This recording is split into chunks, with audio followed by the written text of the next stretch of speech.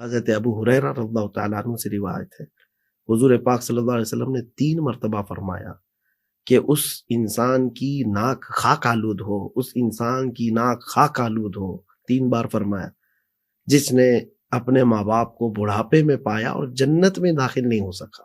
اللہ اکبر۔ یعنی مطلب یہ ہے کہ جو بندہ اپنے ماں باپ کو بڑھاپے میں پایا جنت کے، وہ بہت قریب جا چکا ہے، ہائے ہائے ہائے، بہت قریب جا چکا ان کو راضی کر لیا یا راضی رکھا یا خدمت کر لی تو جنت ہے اس کی، ہائے ہائے، اس پر نعمتوں کی بارشیں ہیں۔ ایسا بدنصیب انسان ہے جو اپنے والدین کو کھو دیا۔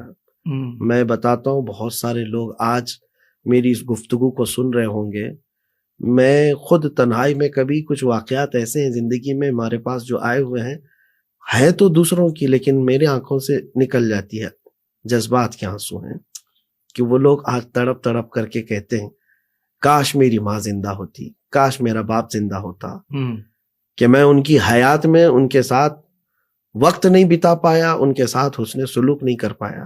وہ قبروں میں جا چکے ہیں، ایک ہی ماں ہوتی ہے دنیا میں اور ایک ہی باپ ہوتا ہے، ان کے جانے کے بعد اندھیرا ہے، اندھیرا ہے، اور پھر انسان بغیر چھت کے نظر آنے لگتا ہے۔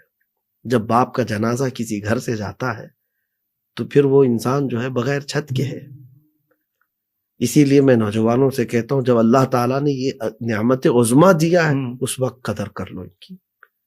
آج ایسا ماحول، اچھا آپ کو یہ بھی بتاؤں کہ حدیث پاک میں حضور صلی اللہ علیہ وسلم نے جو قیامت کی نشانیاں بتائی نا، ان میں بڑی ایک یہ نشانی بھی حضور نے فرمائی کہ ماں باپ کی نافرمانی زیادہ ہونے لگ جائے گی۔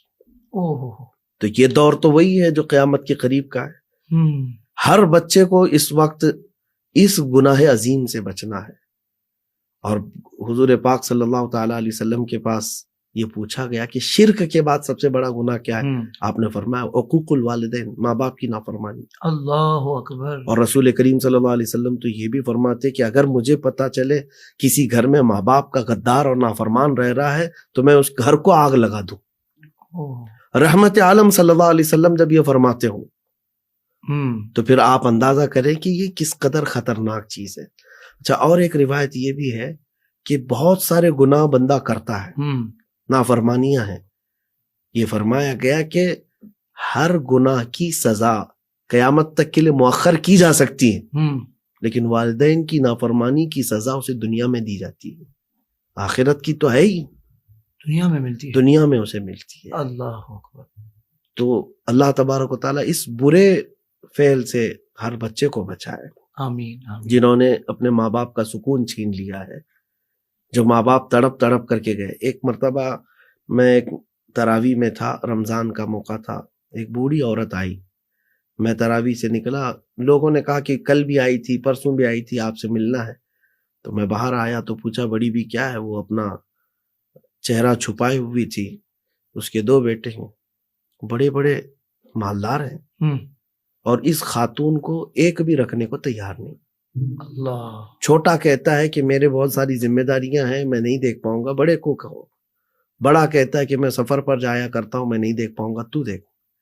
وہ خاتون مسجد کے پاس آ کر کے صرف اتنا کہہ رہی تھی، ہاتھ اٹھا کر کے، کاش رب تبارک و تعالیٰ اولاد ہی نہیں دیتا تو سکھ سے رہ جاتی۔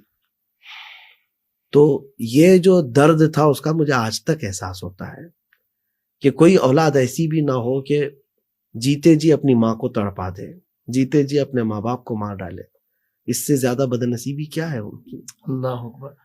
تو قرآن پاک میں جو خاص تنبیہ کی گئی ہے، آپ کو میں بتاؤں، یہ آیت آئی وَوَصَّيْنَا الْإِنسَانَ بِوَالِدَيْهِ حُسْنًا، احسانہ، الگ الگ، ہم نے انسان کو حکم دیا ہے کہ وہ اپنے ماں باپ کے ساتھ اچھا سلوک کرے۔ اور رب تعالیٰ نے یہ بھی بیان فرمایا کہ ماں تمہاری جو ہے 9 مہینے تم کو پیٹ میں رکھتی ہے، اس کے بعد پھر دودھ پلاتی ہے۔ یہ یعنی 30 مہینوں کا ذکر ہے، 30 شہرا، 30 مہینے وہ مکمل کرب کی زندگی گزارتی ہے، اور اس کے بعد پھر چھٹی تھوڑی نہ ہے، اس کی پرورش ہے۔